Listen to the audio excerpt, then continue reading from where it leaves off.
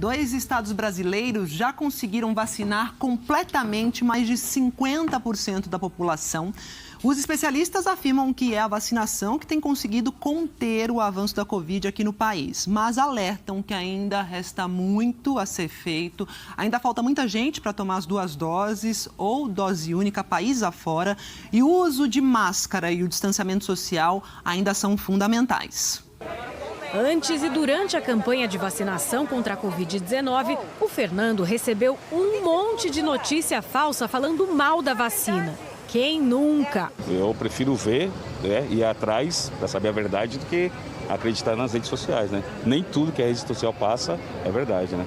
Mas ele não deu a mínima atenção, ouviu os especialistas e agora está quase com o esquema vacinal completo. Hoje veio tomar a 2ª dose. Estou feliz, mas triste ao mesmo tempo, né? Porque muitas pessoas já foram embora, né? Os postos de saúde da cidade de São Paulo se dedicam neste momento à aplicação da dose de reforço para os idosos, as 2ª doses e a imunização dos adolescentes. Mas muita gente já buscou um posto de vacinação no estado na tentativa de se proteger contra a Covid-19. Mais da metade da população já tomou as 2 doses ou a dose única. Na contagem total da população imunizada com 2 doses ou dose única, São Paulo aparece com pouco mais de 50% da população vacinada, atrás apenas de Mato Grosso do Sul. A aceitação da vacina pelos brasileiros já era esperada. No começo do ano, pouco depois do início da campanha de imunização, uma pesquisa feita em parceria com o Fórum Econômico Mundial colocou o Brasil em 2º lugar numa lista de países sobre a intenção de vacinação da população.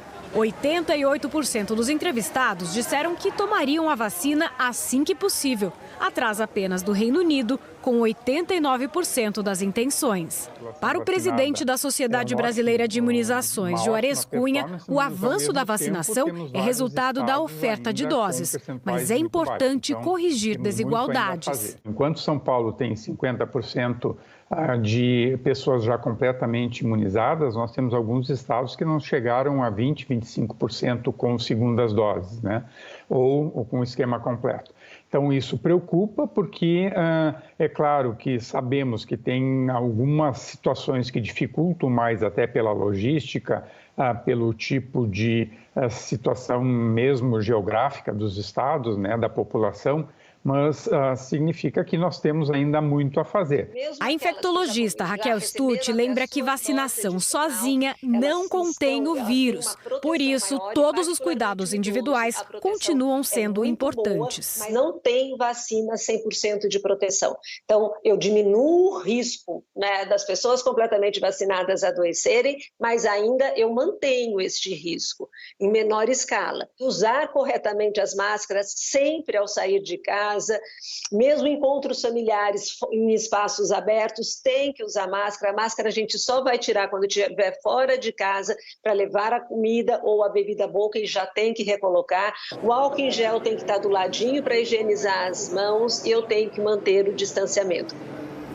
E o município do Rio de Janeiro decidiu reduzir o intervalo da 2ª dose da Pfizer para 21 dias, intervalo que é permitido pela bula do fabricante. E essa antecipação vale para quem tem 50 anos ou mais. Um dos objetivos da prefeitura é proteger a saúde daqueles que demoraram para tomar a primeira dose. Em vez, então, de esperar 12 semanas pela 2ª dose, vão esperar 3 semanas. A 2ª dose da Pfizer era aplicada 12 semanas depois da primeira dose. Agora, a Prefeitura do Rio reduziu esse intervalo para apenas 3 semanas. Mas essa antecipação não é para todos. Só vale para um grupo específico, quem tem 50 anos ou mais. A medida tomada pela Prefeitura do Rio de Janeiro ela é correta na medida em que o objetivo dela é resgatar aquelas pessoas idosas que por alguma razão não foram vacinadas até agora e que precisam do passaporte de saúde, que hoje será exigido em todos os locais para frequentar. E todo aquele grupo de pessoas acima de 50 anos que deverão se vacinar no sentido de oferecer uma proteção mais rápida, vão obedecer ao que está em bula e ao que foi feito nos estudos de fase 3. Isso não invalida as medidas que já vêm sendo tomadas e que vão permanecer de vacinar todas as outras faixas etárias com intervalo de 8 semanas ou de 12 semanas. Todas essas medidas estão corretas e devidamente demonstradas. O calendário de vacinação na cidade continua avançando. Hoje, os idosos com mais de 88 anos receberam a dose de reforço. Ontem mesmo me avisaram, pessoal, amanhã é seu dia. Foi tudo bom, graças a Deus. E chegar a hora, né? E amanhã, a vacinação para adolescentes será retomada na cidade do Rio. As meninas de 13 anos poderão ir aos postos na quarta e na quinta-feira, e os meninos na sexta. Isso foi possível porque o Ministério da Saúde enviou mais doses da Pfizer. Depois de 8 meses do início da vacinação, 82% dos moradores da cidade do Rio de Janeiro tomaram a primeira dose. E quase 51% já receberam as 2 doses ou dose única. Especialistas relacionam a queda nas internações a esse avanço da vacinação. Hoje, o município do Rio tem as menores taxas de ocupação de leitos de Covid nos hospitais da rede pública desde o início da pandemia, de acordo com a Secretaria Municipal de Saúde. De manhã, havia 560 pessoas internadas em enfermarias e UTIs. Os hospitais já chegaram a ficar com 1.400 pacientes internados com a doença em abril desse ano. Por conta disso, a Secretaria Municipal de Saúde informou que, a partir de 1º de outubro, o Hospital Ronaldo Gazola, na zona norte da cidade, deixará de ser exclusivo para o tratamento da Covid. Por conta do avanço na vacinação, a Prefeitura do Rio anunciou que vai permitir, a partir de hoje, eventos com até 500 pessoas em locais abertos e em ginásios e estádios com até 50% da capacidade, mas só para aquelas pessoas que estiverem totalmente vacinadas. Só que, para especialistas, o momento ainda é de cautela. O ideal será, nós poderemos falar confortavelmente em abertura, em uma certa liberalidade, quando nós tivermos 80% da população perfeitamente vacinada, com 2 doses, 2 semanas após a segunda dose, os grupos vulneráveis com a terceira dose, aí nós podemos falar com mais conforto sobre isso. E a gente procurou o Ministério da Saúde para perguntar sobre a medida da Prefeitura do Rio de antecipar, para 20 dias a segunda dose da Pfizer, mas ainda não tivemos retorno. Vamos ver no telão, então, os últimos números da vacinação, segundo o balanço do consórcio de veículos de imprensa, com dados das secretarias. Seguinte, em 24 horas, 492.021 pessoas tomaram a primeira dose, 873.007 a segunda dose ou dose única e 32.788, aqui, receberam a dose de reforço. Total do dia, 1.397.816 vacinados. Até agora, até o momento, 142.115.868 pessoas receberam a primeira dose. 66,62% da população. Proteção máxima, você já sabe, só vem 2 semanas depois da segunda dose ou então da dose única. E temos aqui, então, 81.158.244 que estão completamente vacinados, representando 38,05% da população. A dose de reforço foi aplicada até o momento em 333.416 pessoas, o que representa aqui 0,16% da população. No mapa, os estados mais adiantados na vacinação completa aparecem aqui em verde mais escuro: Mato Grosso do Sul, depois São Paulo, Rio Grande do Sul, Espírito Santo e Paraná são os 5 primeiros, os mais adiantados aí. E a partir de segunda-feira que vem, todas as pessoas que quiserem entrar nos prédios do Tribunal de Justiça aqui do estado de São Paulo vão ter que apresentar o comprovante de vacinação contra a Covid. Essa medida foi publicada hoje no Diário de Justiça e determina que, além dos magistrados e servidores do TJ, o comprovante da vacinação passa a ser indispensável também para advogados, estagiários de direito e para o público em geral. Nos casos de audiências em que o participante não tenha atestado da vacinação, o juiz será comunicado que a pessoa não pode entrar no tribunal. A portaria lembra que a apresentação do comprovante não descarta a necessidade de uso de máscaras e do distanciamento físico. E a partir de 1º de outubro, Fernando de Noronha vai passar a exigir dos turistas a apresentação do passaporte da Covid, que comprova, a imunização completa com 2 doses ou a dose única. Essa segunda dose tem que ser tomada, no mínimo, 21 dias antes da viagem. A carteira digital de vacinação pode ser obtida no portal do SUS, no site do Ministério da Saúde. Quem tomou apenas a primeira dose e quiser visitar o arquipélago, vai precisar apresentar também um exame negativo do tipo RT-PCR, aquele que coleta o material do nariz. Toda a população adulta de Fernando de Noronha completou o esquema vacinal com 2 doses contra a Covid-19. Adolescentes a partir de 12 anos ainda estão sendo vacinados lá na ilha. E a Argentina vai reabrir as fronteiras para turistas já a partir do mês que vem. E os brasileiros estão no primeiro grupo aí liberado. Então a gente vai para Buenos Aires falar com o nosso correspondente, o Rafael Sibila, sobre esse assunto, que vai explicar para a gente direitinho como é que vai funcionar a reabertura aí do país. Oi, Rafael. Boa tarde.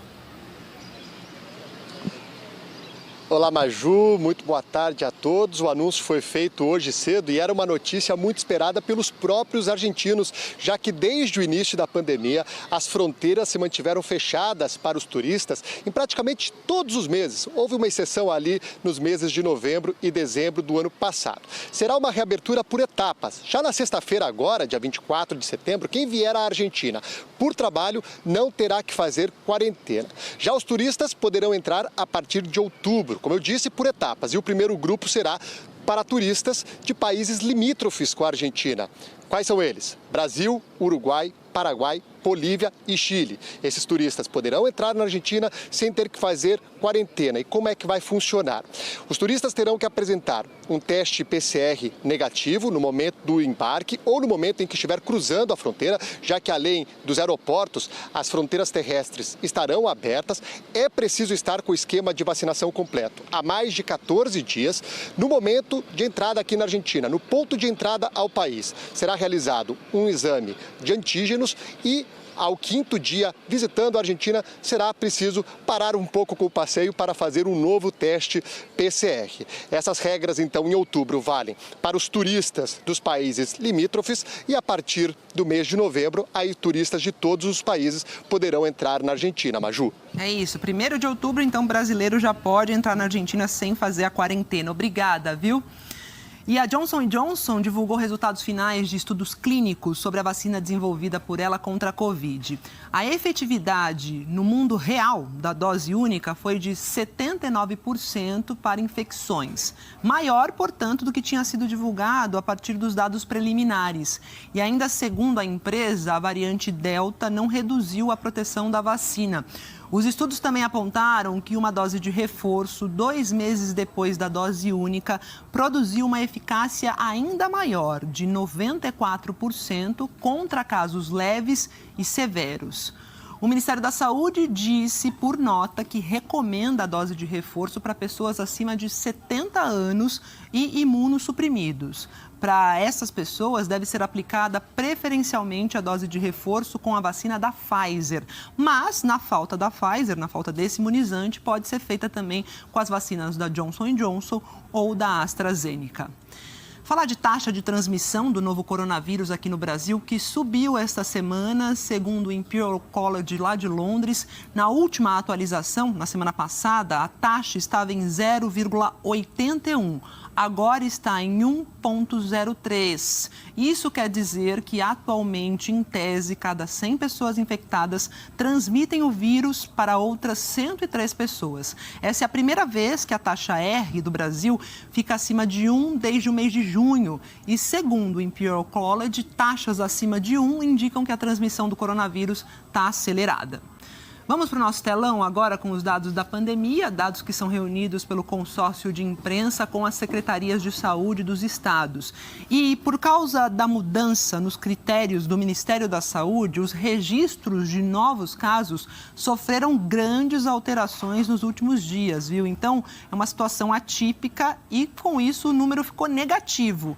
2.389 casos a menos no país, totalizando, então, aqui 21 21.234.372 casos. Isso aconteceu porque o estado do Ceará registrou 12.028 casos a menos. O Ceará informou que foram feitas alterações do sistema que integra o SUS, e que trarão melhorias no processo de consolidação. Com isso, foram corrigidos alguns processos e as mudanças poderão influenciar nos números nos próximos dias ainda. Aí a gente perguntou ao Ministério da Saúde os motivos dessa discrepância dos registros de casos aqui no Brasil. O Ministério disse que vem realizando melhorias no sistema e-SUS e entre as atualizações implementadas no sistema, no início de setembro, está a inclusão de campos que são relacionados à testagem, que permitem incluir novos tipos de exames para a Covid-19. E por causa dessas variações, a média de casos de 7 dias apresentou uma alta de 71%, são 32.758 novos casos por dia. Essas mudanças nos registros de casos não afetaram o número de mortes. De domingo para segunda-feira, foram 248 mortes por Covid e já são aqui 591.034 vítimas. A média de mortes está em 557 por dia, 6% a mais em 2 semanas, dentro da estabilidade. Agora, no mapa, a gente observa a situação dos estados brasileiros. 6 estados estão com alta na média de mortes, maiores aumentos lá em Roraima, 60%, e no Amapá, com 33%. Em estabilidade, temos 11 estados e 9 estados e o Distrito Federal apresentaram queda. Maiores reduções, Sergipe, 78% de redução e Ceará com 58%. Mais detalhes sobre a situação do seu estado você confere em g1.com.br/coronavírus. A Polícia Federal cumpriu 15 mandados de busca e apreensão em 4 estados e no Distrito Federal. A operação investiga fraude na compra de medicamentos de alto custo. Entre os alvos, a empresa Precisa Medicamentos, que também é investigada pela CPI da Covid por irregularidades na compra de vacinas contra a Covid pelo Ministério da Saúde.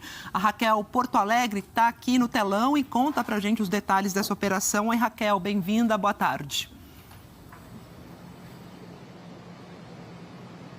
Oi, Maju, ótima tarde para você também, muito obrigada, ótima tarde a todos. Olha, esses mandados de busca e apreensão foram cumpridos por 61 policiais federais em Maceió, São Paulo, Recife, em Belo Horizonte e também em Montes Claros, em Minas Gerais e aqui em Brasília. O objetivo dessa operação é apurar se houve irregularidades na compra de medicamentos de alto custo pelo Ministério da Saúde entre 2016 e 2018. Entre os alvos dessa operação de hoje estão a Precisa Medicamentos, que é investigada pela CPI da Covid no Senado, Francisco Maximiano, que é dono da Precisa, Tiago Pontes de Queiroz e Davidson Tolentino, que trabalharam no Ministério da Saúde e na gestão de Ricardo Barros, que é o atual líder do governo na Câmara. O deputado não é alvo da operação de hoje. A suspeita é de que pelo menos 5 tipos de remédios tenham sido adquiridos pelo Ministério da Saúde de forma irregular. Esses remédios foram comprados sem licitação e não foram entregues. O prejuízo é estimado em 20 milhões de reais. Segundo a Polícia Federal, a falta desses remédios nos estoques do Ministério da Saúde acabou prejudicando centenas de pacientes. E segundo os familiares, alguns desses pacientes, cerca de 14, chegaram a morrer por falta do medicamento. Os envolvidos podem responder pelos seguintes crimes, Maju: fraude em licitação, estelionato, falsidade ideológica, corrupção passiva, prevaricação, advocacia administrativa e corrupção ativa. Maju. Obrigada, Raquel. E olha, o Ministério da Saúde disse que vai colaborar com as investigações. A defesa do Francisco Maximiano disse que não há prova de ilegalidade e que a Precisa Medicamentos está à disposição das autoridades. A gente tentou contato com outros alvos da operação de hoje, mas não tivemos resposta. As escolas lá de Manaus voltaram a ter aulas 100% presenciais há cerca de um mês, mas muito aluno não voltou para a sala de aula, não. Na rede estadual, 26 mil não retornaram para a escola, para a aula presencial. E para reverter esse quadro de evasão, professores foram buscar os alunos em casa, bater lá na porta deles. E, em muitos casos, funcionou. Nesta escola estadual, todos os alunos estão presentes. Situação bem diferente de poucas semanas atrás. Só nesta escola estão matriculados mais de 430 alunos. Mas no primeiro dia em que as aulas presenciais foram retomadas, no dia 23 de agosto, 106 alunos não vieram. 5 dias depois, foram 150 faltosos. E essa média continuou sendo registrada até o dia 9 de outubro. Mas a partir dessa data, todos os alunos começaram a voltar para a escola. E essa mudança só foi possível depois de uma mobilização dos educadores. Se um aluno falta, imediatamente a escola entra em contato com a família. E nós fazemos o contato via telefone, via WhatsApp, nós fazemos também a visita em algumas residências que são próximas à escola. Entramos em contato, muitas das vezes, com pais de outros alunos que possivelmente possam conhecer os alunos que não estão retornando. Segundo a Secretaria de Educação do Amazonas, mais de 26 mil alunos matriculados na rede pública de ensino ainda não voltaram para as salas de aula. Com a situação da pandemia, seus pais perderam esses empregos e eles passaram a compor a renda dentro de casa. Então, na verdade, eles abandonaram o ano letivo porque precisaram trabalhar. Neste centro de ensino para jovens e adultos, há mais cadeiras vazias do que ocupadas. Adriele, Carlos Henrique, Charlotte. Aqui quem falta recebe um telefonema da escola. Felipe atendeu. Falei assim, mano, eu vou ter que ir, né? E as coisas não tá fáceis hoje em dia. Aí incentivaram aí, nossa, caraca, uma escola fazendo isso, né? Por um aluno. Aí eu vou ter que ir. E aí eu vim. Mas nem todos os telefonemas são atendidos. É aí que a diretora sai visitando os alunos em casa. Tu sabes onde é que mora a mãe do Paulo Vitor e Ricardo Felipe? Em uma dessas visitas, o motivo da ausência na sala de aula era a fome em casa. Tinha dia que eles não comiam, tem dia que eles só tomavam leite e dormiam sem comer nada. Aí ele, pequenininho, me pedia bolacha, me pedia comida e eu não tinha que dar de comer para ele. As educadoras informaram que na escola os filhos de Valdete seriam alimentados. A gente vai fazer o possível para ajudar, nem que seja hoje é pão, por exemplo. Quando nós vamos às casas, que ele recebe essa visita, que ele percebe que ele é importante também, né? Nós precisamos sensibilizar o aluno de que a educação é importante para a vida dele. Está atravessando um momento difícil, mas que sem educação pode ficar pior. Pois é. E com a crise, muita gente acabou atrasando alguma dívida, né? Alguma conta a pagar. Uma delas é o licenciamento do carro. Aqui em São Paulo, de cada 10 motoristas, 4 estão inadimplentes. Em todo o país, pelo menos 28 milhões de veículos estão com um documento vencido. Este é um dos pátios do Detran de São Paulo que guardam veículos apreendidos. São centenas de carros enfileirados. Muitos são antigos e foram tirados das ruas por dívidas com o governo. O mais comum é a falta de licenciamento. O estado tem a maior frota do país, 25.275.000 veículos registrados. Segundo o Detran, 9.573.000 estão em situação irregular. O licenciamento é uma das obrigações que foram mantidas por conta que deriva de uma obrigatoriedade do Código de Trânsito, que é importantíssimo deixar claro. Ele não pode circular com o veículo nessas condições. O Jornal Hoje consultou os departamentos de trânsito de todos os estados do país. 17 responderam que os números são alarmantes. A pior situação é a do Amazonas. Quase 91% dos veículos estão com o licenciamento atrasado. No Maranhão, 77% dos quase 1.900.000 veículos não foram licenciados. No Pará, a inadimplência dos motoristas é de 56%. E dos 959.000 veículos que circulam em Alagoas, 51% estão irregulares. Cada estado tem um calendário próprio de licenciamento de veículos. Em alguns casos, o período só se encerra em dezembro.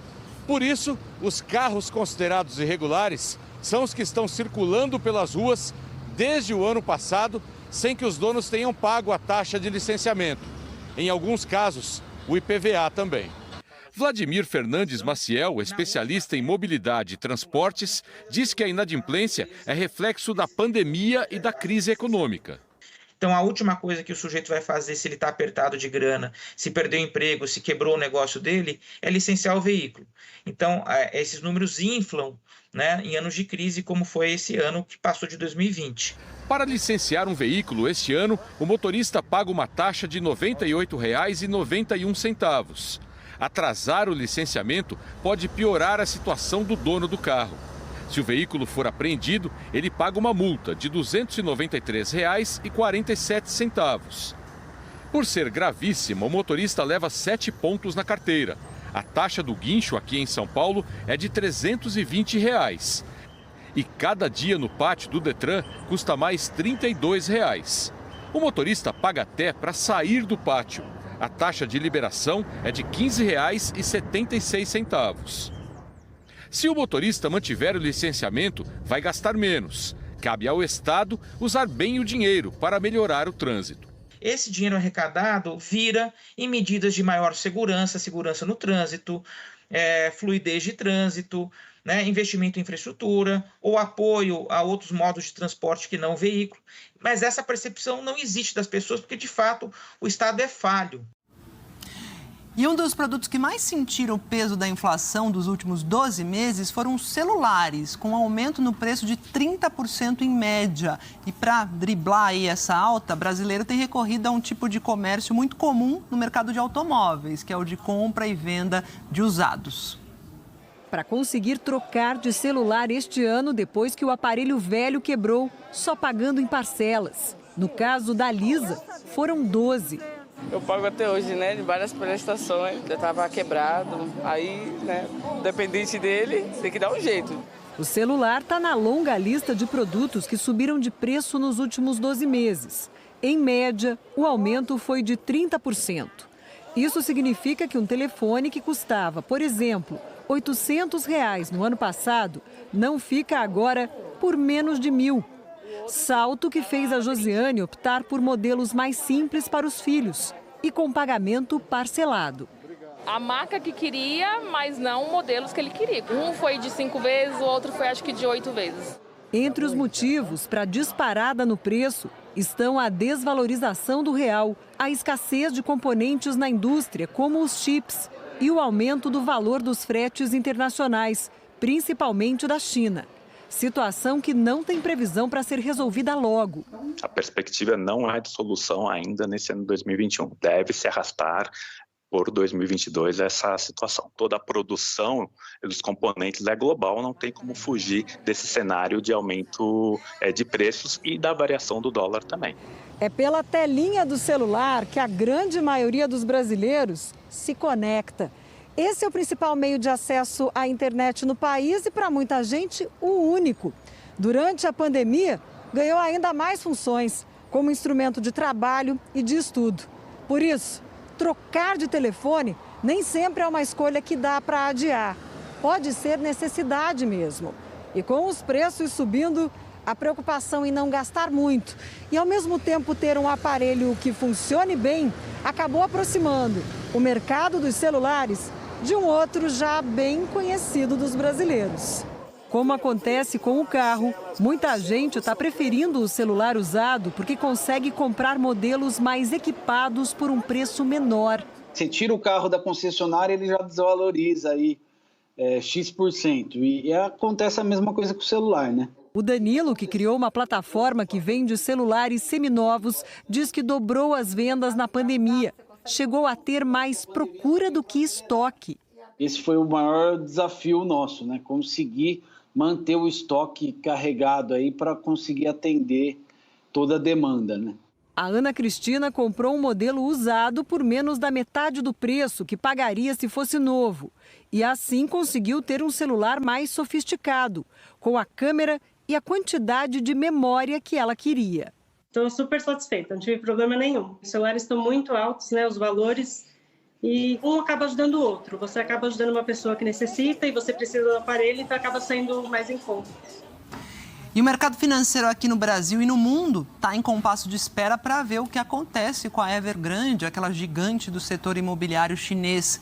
Bom, boa parte da dívida bilionária dessa empresa vai vencer essa semana e a principal dúvida nesse momento é se o governo de Pequim vai agir para evitar que a crise se espalhe. Depois de uma segunda-feira tensa, com o Ibovespa despencando para o menor patamar do ano, o mercado brasileiro começou o dia com leve alta. Depois de uma queda tão expressiva nos mercados internacionais e no brasileiro também, alguma alta era possível ser vista hoje de manhã. Mas uma alta, vale notar, que não é suficiente para recuperar as quedas que foram verificadas no mundo inteiro, né? Essa volatilidade, que é como os investidores chamam o sobe e desce do mercado, vem da China, com a ameaça de um mega calote da incorporadora Evergrande, gigante do setor imobiliário chinês. A empresa tem uma dívida de 300 bilhões de dólares, sendo que 83 bilhões vencem na quinta-feira. O medo dos investidores é que uma dívida desse tamanho leve a uma quebradeira no sistema bancário chinês. Parecido com o que aconteceu nos Estados Unidos depois da falência do Lehman Brothers, em 2008, que jogou a economia em uma crise global. O presidente da Evergrande enviou hoje uma carta para tranquilizar os mais de 200 mil funcionários. Mas não foi essa mensagem que animou os mercados mundo afora nesta terça-feira. E sim a expectativa de que o governo chinês interfira para evitar que a crise da Evergrande se espalhe. Estudiosos da economia chinesa acreditam que o governo de Pequim deve se movimentar para conter os danos na economia do país. Política, economia e sociedade é uma coisa só.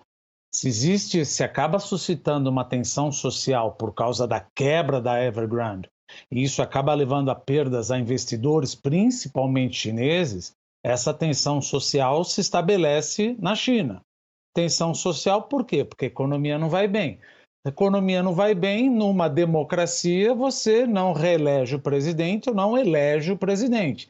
Numa ditadura o que você faz? Você não faz nada. Por isso que, na minha opinião, eu acho que sim, teremos perdas, mas de alguma maneira o governo chinês vai intervir. Mesmo com a ajuda do Estado, um calote dessas proporções tem potencial para afetar o crescimento chinês, o que mexe com o mundo todo, especialmente com o Brasil. Isso vai puxar o crescimento chinês um pouco menor. Talvez não 5, não 6, mas 4, 3, etc. Bom, e o que isso a gente tem a ver? Veja, 1/3 de tudo que eu exporto vai para eles, principalmente minério de ferro.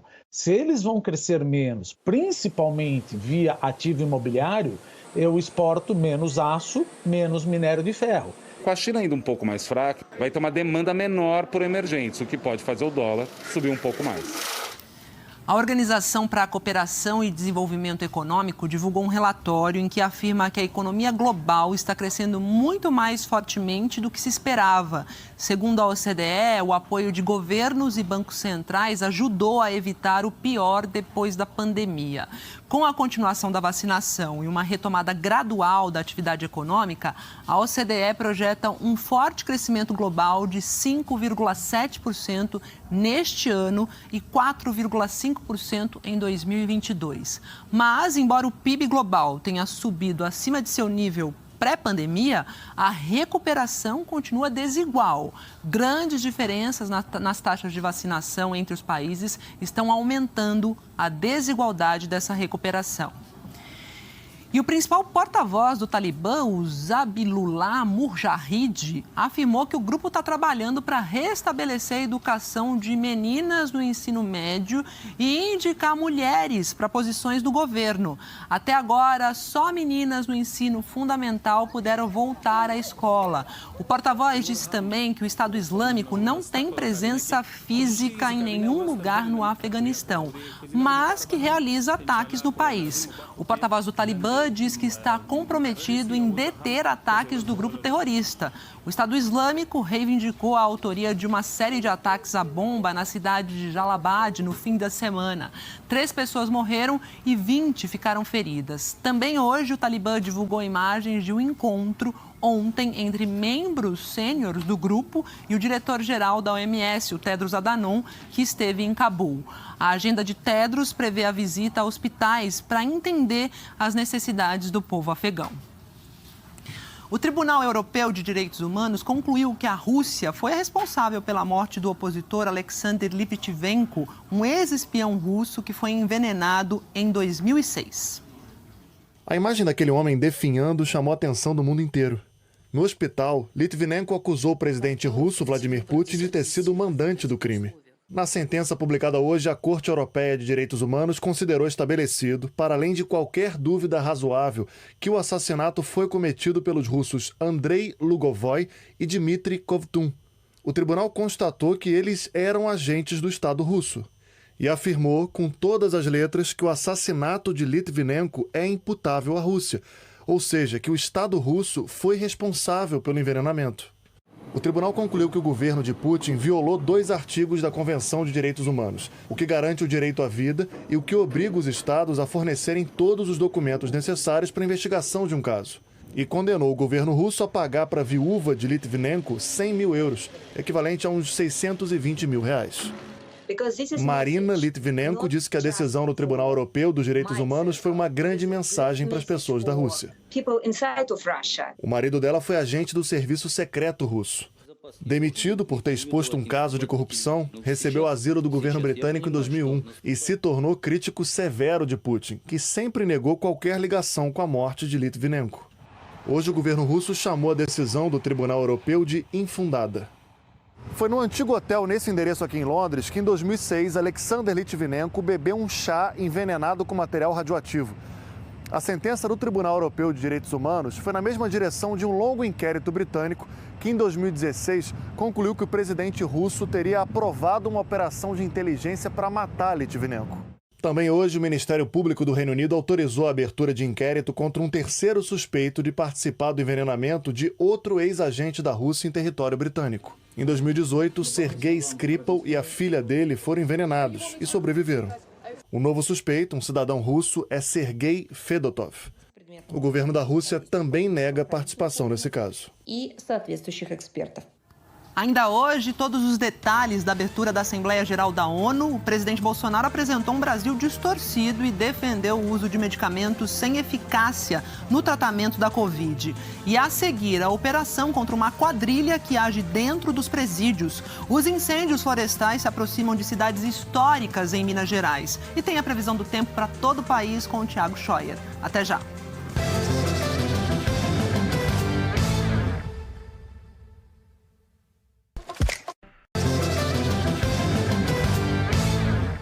O Ministério Público e a Polícia Civil do Tocantins fizeram uma operação contra uma organização criminosa que agia de dentro dos presídios. Os agentes revistaram as celas na unidade penal de Palmas e encontraram comprovantes de depósitos e anotações de contas bancárias usadas pelos criminosos. Segundo os promotores e a polícia, mesmo presos, eles controlavam os crimes nas ruas. A operação desarticulou também um núcleo de assassinos. 19 mandados de prisão e 19 de busca e apreensão foram cumpridos no Tocantins, no interior de São Paulo e no Pará. A Justiça do Tocantins bloqueou cerca de 3 milhões de reais em contas bancárias ligadas a essa facção criminosa. Esse dinheiro foi arrecadado com a venda de drogas, assaltos e rifas de carros roubados pelos próprios criminosos. Nessa rifa, todos os faccionados são obrigados a contribuir também para esse dinheiro comum que é utilizado tanto para financiar crimes quanto para o aporte de advogados e a estrutura de suporte para as pessoas que são presas dentro da facção. Em áudios entre detentos de presídios diferentes, obtidos pelo Ministério Público, o alerta para que o grupo ficasse atento às contas usadas para movimentar o dinheiro do crime. Você dá um apoio rapidinho só para nós divulgar aí que as contas da rifa tá tudo bloqueado aí. No momento nós tá sem conta, entendeu, mano? Já passa os parceiros até mesmo aí não fazer depósito. Em menos de um ano de investigações, foram apreendidos quase 300 quilos de drogas da organização criminosa. O sistema tradicional, ele não consegue, ele foi construído na década de 40, o sistema brasileiro. Ele não consegue atacar essa criminalidade moderna. Então, mesmo a pessoa estando presa, ela consegue emitir ordens. Nós temos ferramentas modernas como o RDD, um regime de isolamento. só que ele não comporta a quantidade de presos que dão ordens dentro do presídio. Então, o que a gente busca? A gente busca sempre o isolamento, tirar da proximidade das cidades onde eles controlavam, para tentar o quê? Reduzir o poder de comando que eles têm naquele determinado local. 4 criminosos foram presos hoje. Os outros já cumpriam pena. Todos vão responder por tráfico, associação para o tráfico, assaltos e assassinatos. Em nota, a Secretaria da Cidadania e Justiça do Tocantins disse que tem colaborado com as investigações e feito investimentos em infraestrutura e segurança nos presídios do estado. A Profissão Repórter de hoje mostra a violência policial em 3 grandes cidades do país e como o uso de câmeras nos uniformes dos agentes de segurança pode diminuir as mortes durante as operações. Dá pra ver aqui. 1, 2, 3, 4, 5. Onde aconteceu isso e amanhã? A polícia chegou dando tiro no montão aqui, o garoto tava na barbearia ali. Foi uma noite bastante violenta aqui em Salvador. Eles atiraram de helicóptero, deram mais de 100 tiros.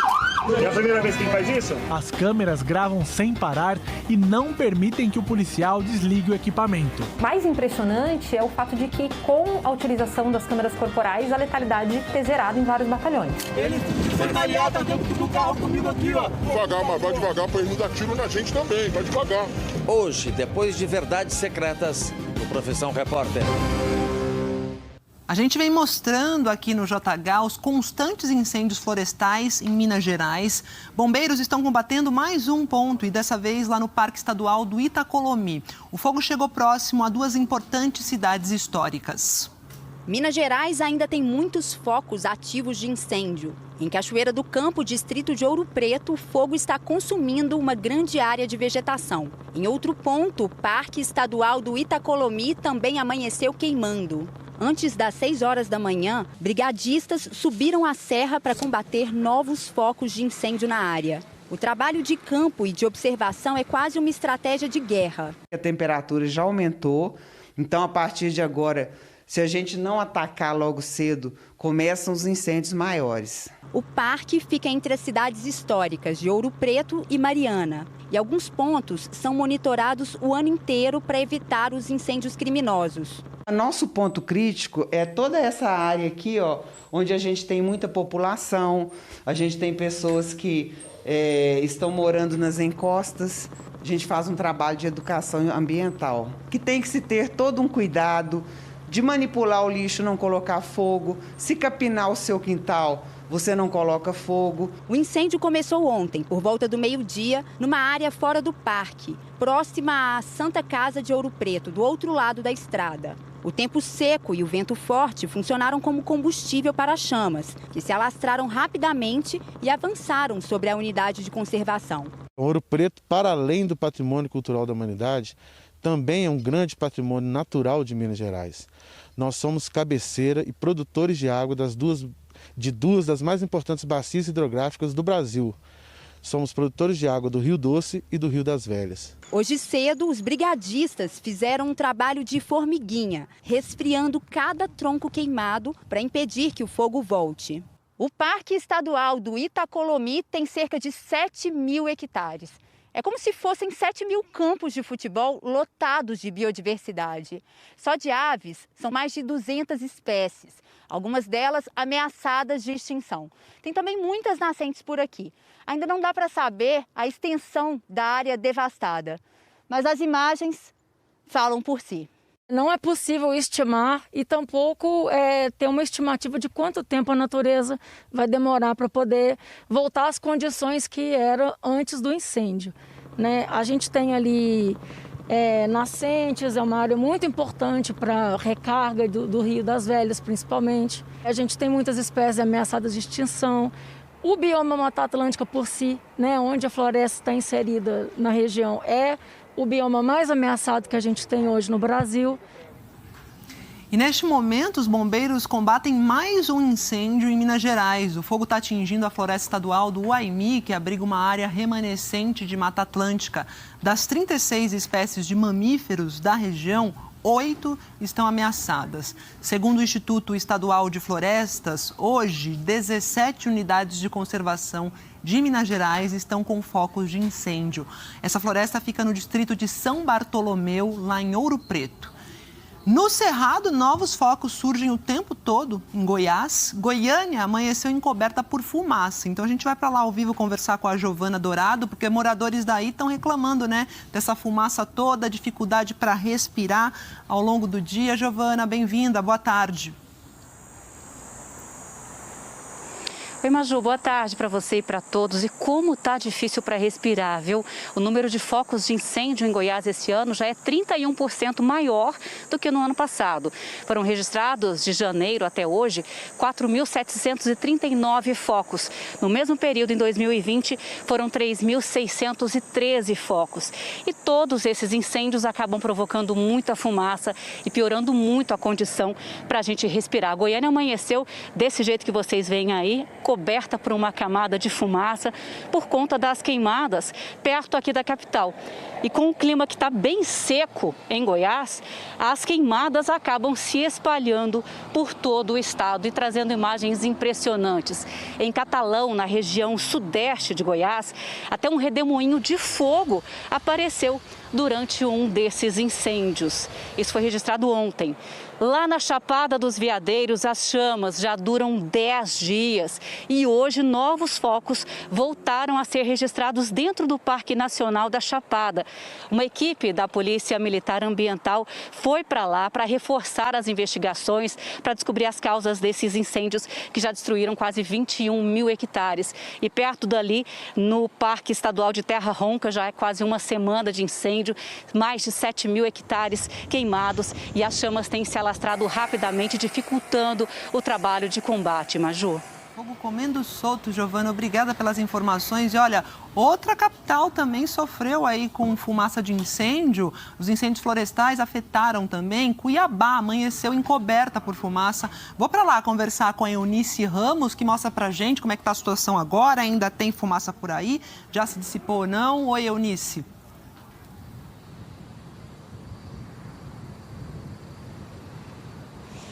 Boa tarde, Maju, boa tarde a todos. Olha, neste momento a fumaça já se dissipou um pouco, mas ainda a gente consegue ver entre os prédios aí um pouco de fumaça. A cidade amanheceu completamente nublada. Era a fumaça que, segundo o Corpo de Bombeiros, é decorrente dos incêndios na vegetação às margens da rodovia que liga Cuiabá à Chapada dos Guimarães, que fica aqui perto.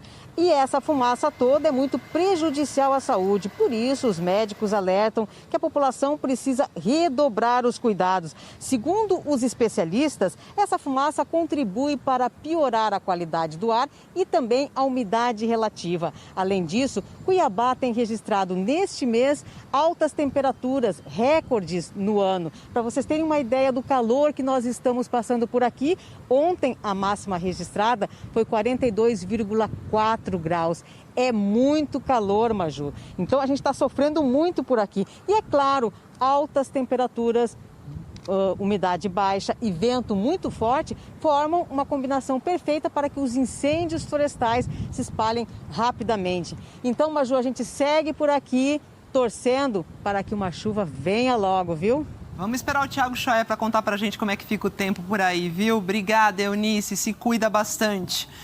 Olha, mudança do clima está entre os fatores que atingiram drasticamente um animal que é um dos símbolos da Austrália, os coalas, fofíssimos. A população de coalas caiu de 80 mil em 2018 para cerca de 58 mil este ano, isso de acordo com as estimativas da Fundação Australian Koala. Uma redução de 30% em 3 anos. Ainda, segundo essa fundação, os motivos são seca, incêndios florestais e o corte de árvores. A entidade fez um apelo para que o governo proteja o habitat desses animais. Os koalas foram especialmente afetados no estado de Nova Gales do Sul, que sofreu com incêndios florestais nos últimos anos. Os koalas aparecem como animais em vulnerabilidade na lista da organização União Internacional para a Conservação da Natureza.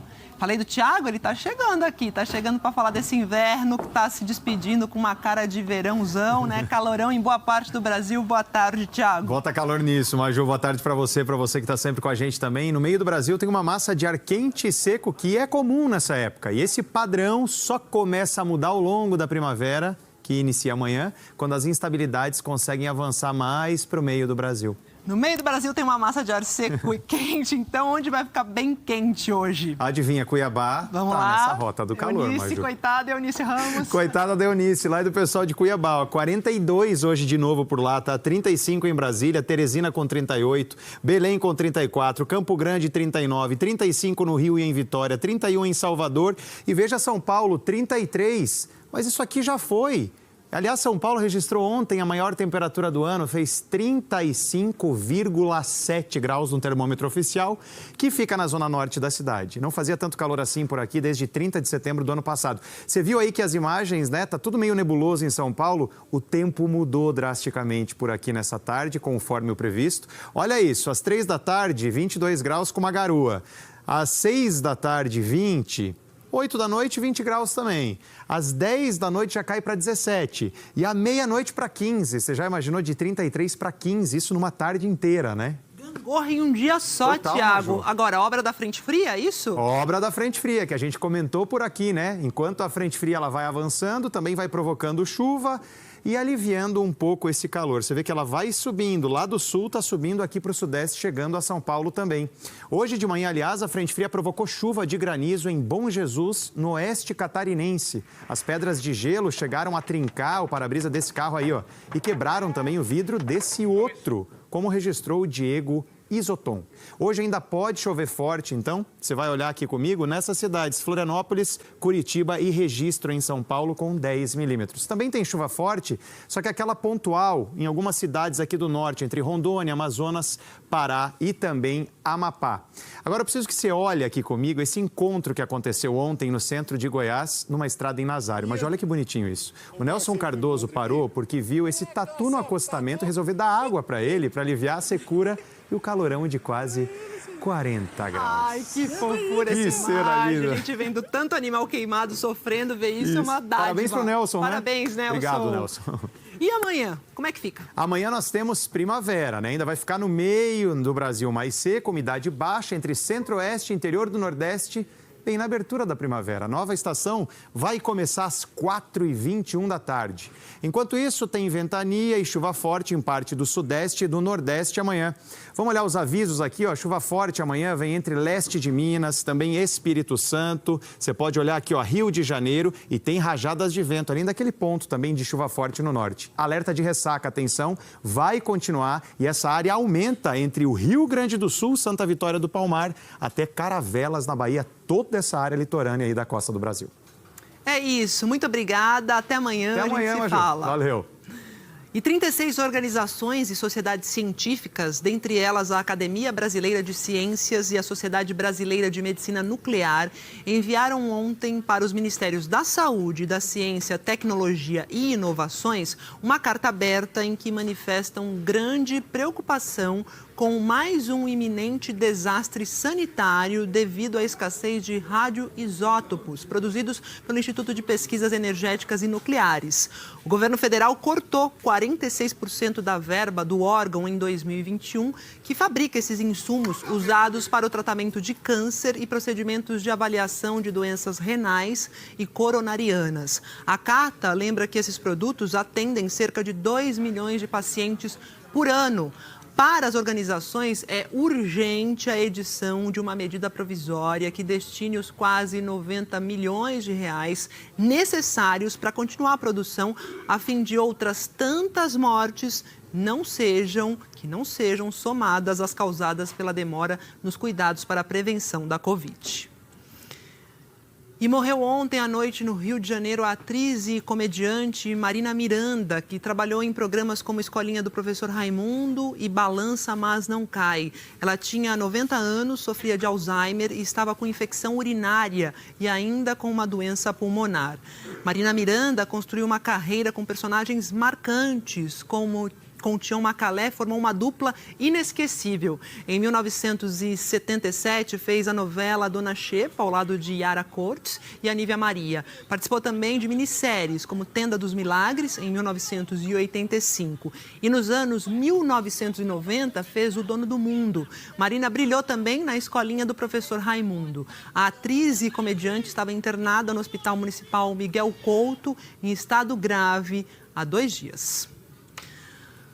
A seguir, o discurso do presidente Bolsonaro na Assembleia Geral da ONU. Bolsonaro apresentou um Brasil distorcido e defendeu o uso de medicamentos sem eficácia no tratamento da Covid. Aqui no Brasil, houve reações a esse discurso. Até já.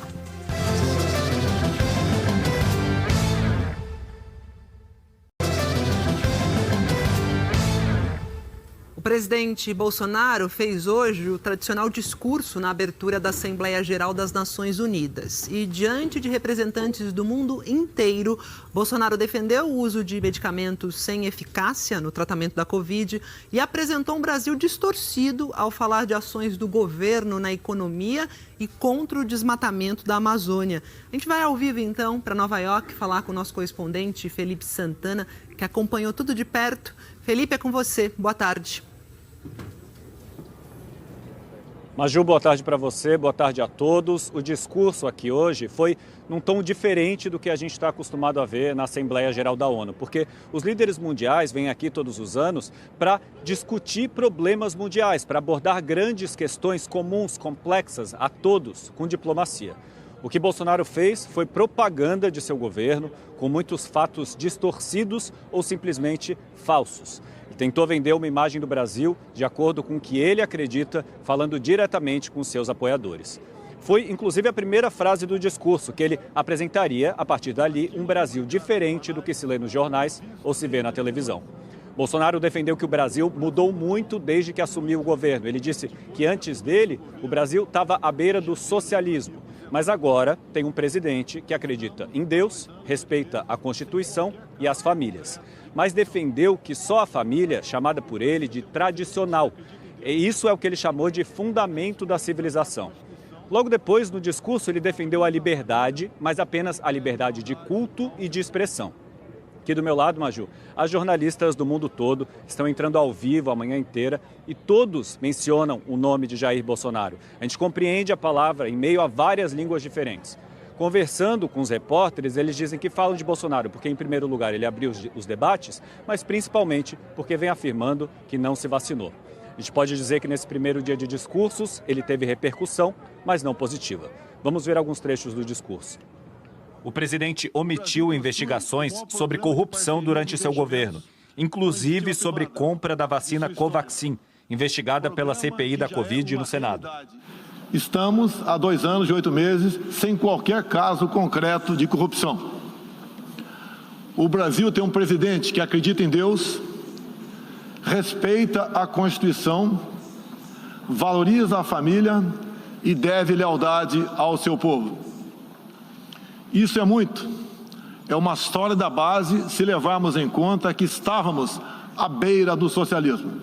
Em relação à Amazônia, ponto em que o governo brasileiro sofre críticas dentro e fora do país em razão dos altos índices de desmatamento e queimadas, Bolsonaro afirmou que houve uma redução no desmatamento.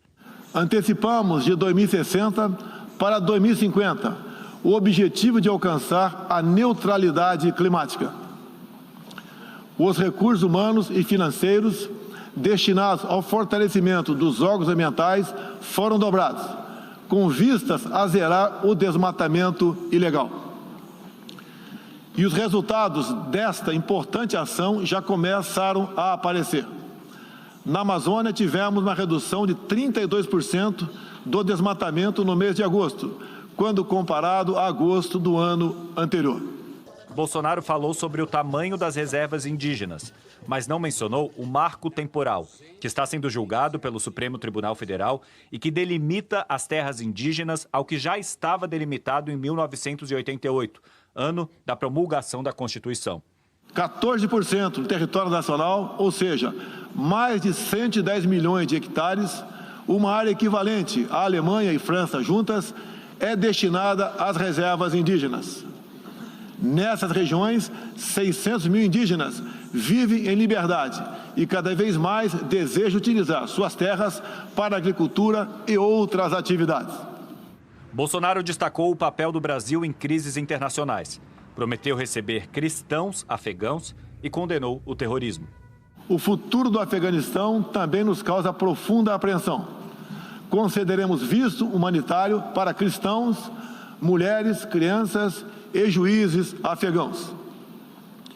Nesses 20 anos, 2 atentados contra os Estados Unidos da América, em 11 de setembro de 2001, reitero nosso repúdio ao terrorismo em todas as suas formas. O presidente atacou prefeitos, governadores e as medidas de isolamento necessárias para conter o avanço da pandemia. A pandemia pegou a todos de surpresa em 2020. Lamentamos todas as mortes ocorridas no Brasil e no mundo. Sempre defendi combater o vírus e o desemprego de forma simultânea e com a mesma responsabilidade. As medidas de isolamento e lockdown deixaram um legado de inflação, em especial nos gêneros alimentícios no mundo todo. O presidente disse que apoia a vacinação, apesar de ele mesmo não ter se vacinado ainda. Mas disse que é contra o passaporte sanitário, como muitos países estão adotando para controlar a pandemia. Bolsonaro voltou a defender medicamentos sem eficácia comprovada contra a Covid-19. Desde o início da pandemia, apoiamos a autonomia do médico na busca do tratamento precoce, seguindo recomendação do nosso Conselho Federal de Medicina. Eu mesmo fui um desses que fez tratamento inicial. Não entendemos porque muitos países, juntamente com grande parte da mídia, se colocaram contra o tratamento inicial.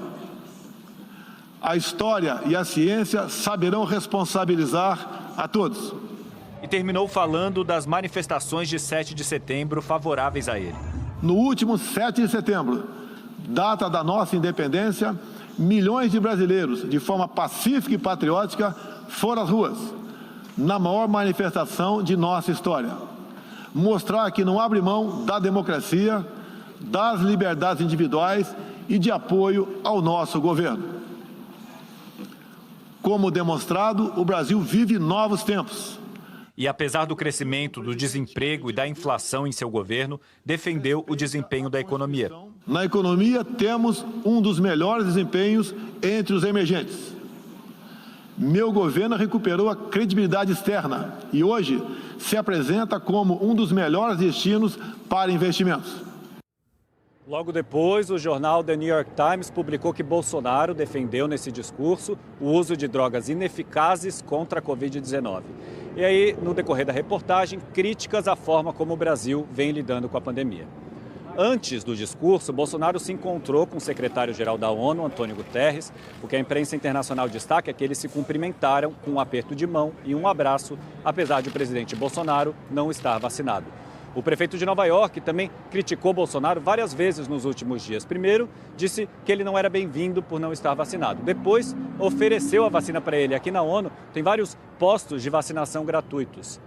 Houve protestos contra Bolsonaro na saída dele do hotel ontem e hoje, antes de ele vir para cá. Quando ele foi a um jantar ontem na casa do representante permanente da ONU em Nova York, eram poucos manifestantes, mas na saída eles foram para perto da van em que estava a comitiva e gritaram xingamentos.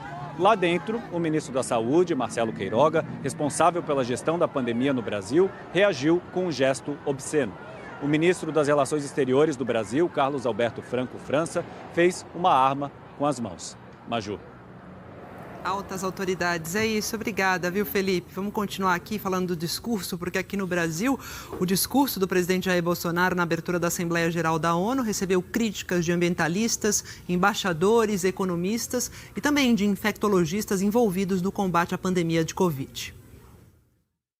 No discurso, o presidente Bolsonaro procurou mostrar um Brasil atrativo para investidores, defensor do meio ambiente e atuante frente à pandemia. Mas as declarações do presidente foram contestadas. Dados do último levantamento do Monitor de Tendências de Investimentos Globais, divulgados pela UNTACT, órgão vinculado à ONU, mostram que o investimento estrangeiro no Brasil despencou 62% no ano passado. O Brasil caiu do 5º para o 11º lugar. Foi a queda mais intensa registrada pela América Latina e Caribe. Nos primeiros meses de 2021, até houve um crescimento nesses investimentos, mas incapaz de retomar os índices de 2019. Para este economista, a versão da economia apresentada por Bolsonaro não corresponde à realidade. A posição brasileira hoje é literalmente de um pária no cenário mundial. E especificamente, do ponto de vista econômico, o desempenho da economia brasileira está sendo muito modesto esse ano e vai ser uma catástrofe o ano que vem. Portanto, não existe esse conto de fadas, né, contado pelo nosso presidente na sessão de abertura da Assembleia Geral da ONU. Sobre a política ambiental, os dados positivos sobre a redução do desmatamento no mês passado, citados pelo presidente, estão corretos, mas se referem apenas a um retrato pontual, em agosto. Não refletem o que vem acontecendo na prática. A área sob alerta de desmatamento na Amazônia, de janeiro a junho, foi a maior para o período dos últimos 6 anos. A fala precisa de corresponder aos fatos, tá? Então, é bem verdade que nós tivemos uma pequena redução do desmatamento em agosto. É bem verdade que o Brasil preserva, ou pelo menos mantém, boa parte da sua cobertura vegetal nativa, isso é verdade. Agora, é importante também a gente dizer que nós tivemos um aumento do desmatamento nos 3 últimos anos em relação a um período semelhante anterior. E o desmatamento na Amazônia e o desmatamento no Cerrado subiu de patamar nos últimos 3 anos. Ou seja, nós temos uma assimetria entre o discurso e a prática. O presidente Bolsonaro também mentiu ao dizer que a manifestação de apoiadores do governo no dia 7 de setembro, em que ele ameaçou ministros do STF, foi a maior da história do Brasil. Bolsonaro reuniu na Avenida Paulista 125 mil pessoas, segundo a estimativa da PM. Mas em 1984, no famoso comício do movimento Diretas Já, 1,5 milhão de pessoas se reuniram no Vale do Anhangabaú para pedir eleições para presidente no Brasil. Segundo a checagem do Fato ou Fake do G1, apesar de não haver um balanço nacional, as imagens registradas no dia 7 de setembro revelam uma manifestação muito menor, também que as registradas contra a presidente Dilma Rousseff, por exemplo. Levando em conta os dados públicos disponíveis, o maior ato político já registrado no Brasil ocorreu em março de 2016, quando manifestantes foram às ruas em mais de 300 cidades para pedir o impeachment da presidente Dilma Rousseff do PT. Houve, segundo a polícia, 3.600.000 pessoas no protesto. Bolsonaro também disse que milhões foram às ruas no dia 7 de setembro. Mas, ainda segundo o G1, apenas 7 estados fizeram estimativas de público e o total não ultrapassa os 400 mil manifestantes. Sobre o engajamento no combate à pandemia, ao contrário do que o presidente afirmou, o governo foi insistentemente cobrado pelo Supremo Tribunal Federal a assumir a liderança no enfrentamento à doença. Segundo o STF, o combate à pandemia deveria ser tarefa conjunta de prefeitos, governadores e do presidente da República. Bolsonaro apresentou como trunfo o volume de doses distribuídas e aplicadas no país. Mas no início da pandemia, o governo demorou para comprar vacinas. Em vários momentos, o presidente questionou a urgência na compra de imunizantes, como, por exemplo, numa conversa em dezembro do ano passado com o filho, o deputado Eduardo Bolsonaro, publicada numa rede social. A pandemia, realmente, ela está chegando ao fim. Os números têm mostrado isso aí. Estamos com a pequena ascensão agora, o que chama de pequeno repique, né? Pode acontecer, mas a pressa da vacina não se justifica, porque você mexe com a vida das pessoas. A vacinação já se mostrou comprovadamente fundamental para reduzir as mortes provocadas pelo coronavírus e os casos de internação. Houve um grande problema no início. A vacinação se atrasou e isso comprometeu muito no início a condução da pandemia. Que bom que agora nós estejamos avançando mais. Mas, a meu ver, muito mais por pressão da população, dos órgãos científicos, do que pelo que nós pudemos observar no início da vacinação, pela própria vontade da presidência. Diante da Assembleia, Bolsonaro se disse contra o passaporte sanitário. Ele voltou a defender o uso de medicamentos sem eficácia contra a Covid e disse que fez uso desses remédios, fato também criticado pelo infectologista. Eu acho que nós estamos completamente desconectados dos conhecimentos científicos internacionais.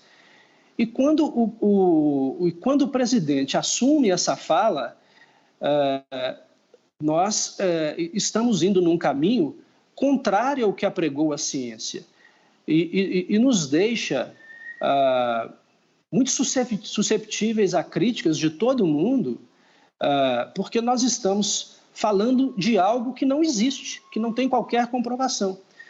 Então, isso eu sou completamente contra a continuação da defesa de algo que já está comprovado que não funciona. Esse foi o primeiro discurso que o presidente Jair Bolsonaro fez na abertura da Assembleia da ONU depois da saída do ex-ministro das Relações Exteriores, Ernesto Araújo, que teve uma gestão marcada por polêmicas e confrontos diplomáticos. O pronunciamento foi praticamente todo lido. Para o ex-embaixador do Brasil em Washington, Rubens Barbosa, o presidente Bolsonaro direcionou o discurso para sua base interna e não para o mundo. O embaixador acredita que o pronunciamento poderia ter sido uma chance de recuperar a credibilidade internacional do país, o que não ocorreu. Vai continuar igual como estava antes, porque tudo que ele falou, todos os aspectos que ele abordou, são aspectos que estão sendo muito focalizados e criticados no exterior. Então, o discurso não foi tão confrontacionista quanto foi o de 2019, mas vai ser muito criticado pela maneira como ele apresentou os fatos aqui no Brasil. A apresentação que ele fez vai dar margem a que os críticos dele, internamente e no exterior, continuem a fazer a crítica da posição que ele está apresentando do Brasil, como ele está apresentando. E como esse discurso bateu no Senado, né? Porque o discurso do presidente Jair Bolsonaro fez com que os trabalhos da CPI da Covid no Senado começassem mais tarde hoje, porque os senadores quiseram ouvir, né? Queriam ouvir as declarações do presidente antes. Raquel Honorato conta pra gente como é que chegou aí esse discurso ao Senado. Raquel, boa tarde.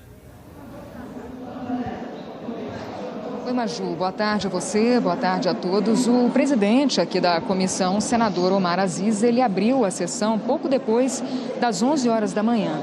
Os senadores chamaram de mentiroso o discurso do presidente Jair Bolsonaro na abertura da Assembleia Geral da ONU. E os senadores também se queixaram de postagens feitas nas redes sociais por um dos filhos do presidente, Jair Renan. Eles disseram que Jair Renan tentou intimidar os trabalhos da CPI e pediram providências. Os senadores exibiram no telão o vídeo postado nas redes sociais por Jair Renan. Na postagem, ele escreveu: "Alô, CPI". Sabe o que o cara vende? Arma. Brinquedo. O presidente da comissão, o senador Omar Aziz, do PSD, afirmou que conversou com o presidente do Senado, Rodrigo Pacheco, do Democratas, sobre o que ele chamou de ameaça aos trabalhos da comissão. Ele pediu para comunicar aos senhores senadores e senadoras que acompanham a CPI que ele está 100% solidário à CPI, que esse tipo de absurdo não pode acontecer e que ele está com o presidente do Senado. Ele irá tomar todas as providências cabíveis em relação a esse tipo de ameaça que a CPI recebe. Pode parecer brincadeira, mas não é brincadeira isso. Já vimos esse vídeo com ameaça, que não é velada, é uma ameaça explícita do filho do presidente da República. Pouco depois, senadores da cúpula da CPI comentaram o discurso do presidente Bolsonaro na abertura da ONU e afirmaram que Bolsonaro mentiu diante dos líderes mundiais. Ele defendeu o tratamento precoce outra vez na Conferência das Nações Unidas, reforçando a tarefa que o Queiroga cumpre, né? E a gente viu que com toda a proximidade com o presidente, porque precisa ter aquela característica para ser ministro do presidente Jair Bolsonaro. Lamentavelmente, mais um triste espetáculo. O presidente mentiu, a palavra é essa mesmo, mentiu do começo ao fim do seu discurso. Mentiu vergonhosamente, parece que ele estava falando de um outro país, que não era esse velho Brasil com as contradições que todos nós conhecemos. Houve ainda bate-boca na CPI quando o relator quis mostrar o vídeo do ministro da Saúde, Marcelo Queiroga, em Nova York, fazendo um gesto obsceno a manifestantes. E outra questão é que nós estamos numa pandemia e o ministro Queiroga, ele faz a gente passar vergonha. O depoimento do ministro da Controladoria Geral da União começou quase meio-dia. A convocação dele já havia sido aprovada há 3 meses, mas ganhou força na semana passada após o depoimento de Marconi Albernaz de Faria, apontado pela CPI como lobista da Precisa Medicamentos. Em outubro do ano passado, a CGU, Ministério Público Federal e Polícia Federal fizeram uma operação que investigou fraude e superfaturamento para a compra de insumos laboratoriais no Instituto Evandro Chagas, no Pará. E nessa operação foi apreendido o celular de Marconi Albernaz de Faria, com mensagens que indicam que ele tentou fraudar uma licitação com o apoio de Roberto Dias, ex-diretor de logística do Ministério da Saúde. Para o presidente da comissão, Wagner Rosário prevaricou, sabia de irregularidades na área da saúde e não tomou providências. É atribuição da CGU o controle interno no Poder Executivo para prevenir e combater a corrupção. O ministro negou a acusação. Todo o material que a CPI recebeu por meio de compartilhamento de informações das operações Parasita e Hospedeiro, ou mesmo de notas técnicas apartadas, é fruto de investigação da CGU, iniciada desde 2019, a partir de denúncia recebida e compartilhada com a Polícia Federal e o Ministério Público Federal. Dessa maneira, fica claro e transparente que não existe prevaricação, nem minha, nem de nenhum servidor da CGU. Tomamos todas as medidas possíveis, investigamos todos. Antes de iniciar as perguntas, o relator da CPI, senador Renan Calheiros, voltou a criticar o discurso de Bolsonaro na abertura da Assembleia Geral da ONU. O Brasil perdeu a credibilidade internacional e a corrupção negada por ele na ONU foi comprovada em várias oportunidades aqui nessa comissão parlamentar de inquérito. Como propinas, e quando se fala em propina, falar na propina de $1 por dose na Covaxin. Imunizante, ministro, superfaturado, nunca entregue, com pressões políticas inaceitáveis, pedidos de pagamento antecipado em paraísos fiscais, até com documento falso. E a sessão aqui hoje da CPI está bastante tensa, segundo os senadores, por conta do tom, da forma como o ministro Wagner Rosário, controlador-geral da União, está respondendo às perguntas dos senadores. Pouco tempo atrás, antes da sessão ser suspensa por intervalo de almoço, o senador Tasso Gereissati chegou até a pedir para que o ministro baixasse a bola. Agora há pouco, então, os trabalhos foram retomados depois desse intervalo. E os senadores devem questionar também o ministro Wagner Rosário sobre desvios de recursos federais repassados a estados e municípios. A gente lembra que amanhã, a CPI da Covid, houve o depoimento do diretor executivo da Prevent Senior, Pedro Batista, que a CPI quer saber mais detalhes e apura denúncias de que o plano de saúde ocultou mortes de pacientes tratados com medicamentos sem eficácia contra a Covid-19. Maju. Obrigada, Raquel. E a gente viu toda a repercussão do discurso do presidente Bolsonaro lá na ONU e os discursos continuam por lá. Logo depois de Bolsonaro foi a vez de Joe Biden. A Assembleia Geral da ONU está representando um grande teste de credibilidade para ele. Foi a primeira vez que ele discursou na ONU como presidente dos Estados Unidos. Então a gente chama aqui o nosso correspondente, o Ismar Madeira, que está lá em Nova York, também acompanhou e traz para a gente, empacota aqui para a gente esse discurso de Joe Biden. Oi, Ismar, boa tarde. Muito boa tarde, Maju, boa tarde para todos. O presidente Joe Biden falou assim num tom de uma liderança mundial. É a posição para a qual ele quer recolocar os Estados Unidos depois do governo do ex-presidente Donald Trump, que retirou o país de acordos internacionais, agravou as relações com países como o Irã e criou conflitos com a ONU e com a Organização Mundial da Saúde. Mas esse é um momento delicado para o Joe Biden, depois da retirada desastrosa das tropas americanas lá do Afeganistão. A relação com a França também ficou abalada depois que os Estados Unidos surpreenderam os franceses ao substituí-los num acordo para a venda de submarinos para a Austrália. E, neste momento, a crise de imigração na fronteira com o México piorou. Milhares de imigrantes da América Central tentam entrar nos Estados Unidos, fugindo da fome e da violência em seus países. Joe Biden fez um discurso afirmando que quer fortalecer parcerias e alianças e disse qual é a sua visão para o papel global dos Estados Unidos. Vamos ver alguns trechos do discurso do presidente americano.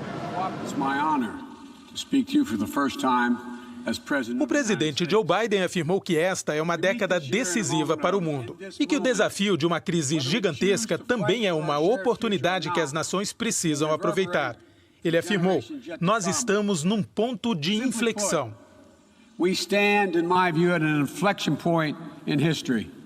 E disse que os Estados Unidos pretendem liderar o mundo, trabalhando com aliados para vencer esses desafios. Encerramos uma guerra de 20 anos no Afeganistão e abrimos uma nova era de incessante diplomacia. U.S. military power must be our tool of last resort. Biden disse que o uso da força tem que ser o último recurso, não o primeiro, e que muitas das grandes preocupações do mundo hoje não podem ser resolvidas com o uso de armas, como a Covid e suas variantes. Biden afirmou que nos últimos 8 meses ele deu prioridade à reconstrução das parcerias fundamentais para os Estados Unidos, como a da OTAN, Organização do Tratado do Atlântico Norte, da Organização Mundial da Saúde, para garantir vacinas para o mundo, do Acordo de Paris para enfrentar as mudanças climáticas e da ONU, focando a atenção na liderança global, que os Estados Unidos querem retomar. Biden afirmou que os Estados Unidos vão investir na compra de vacinas para serem doadas aos países pobres e que no encontro global de Covid-19, que vai acontecer durante esta semana, vai anunciar novas medidas.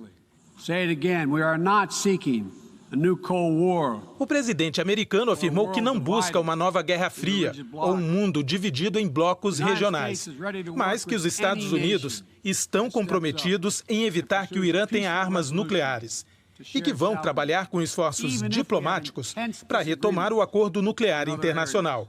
Joe Biden anunciou que os Estados Unidos vão investir 10 bilhões de dólares no combate à fome no mundo e que vão dobrar os esforços para resolver conflitos por meio da diplomacia, citando os casos de Israel, Etiópia, Iêmen e Afeganistão. O presidente americano encerrou seu discurso dizendo que os Estados Unidos vão liderar o mundo no enfrentamento dos desafios junto com os aliados e que esta é uma escolha. Ele disse: os Estados Unidos vão escolher fazer um futuro melhor e convocou as nações a trabalharem juntas. Let's make our better future now. We can do this. It's within our power and capacity. Thank you. God bless you all.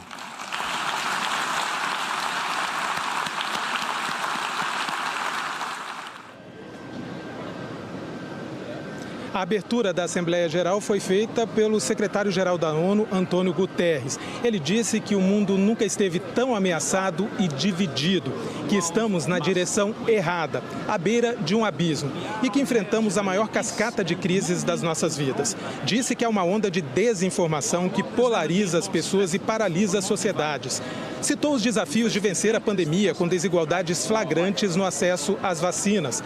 Falou da crise econômica, da crise climática, que precisa de investimentos e compromisso para reduzir a emissão de gases que provocam o efeito estufa.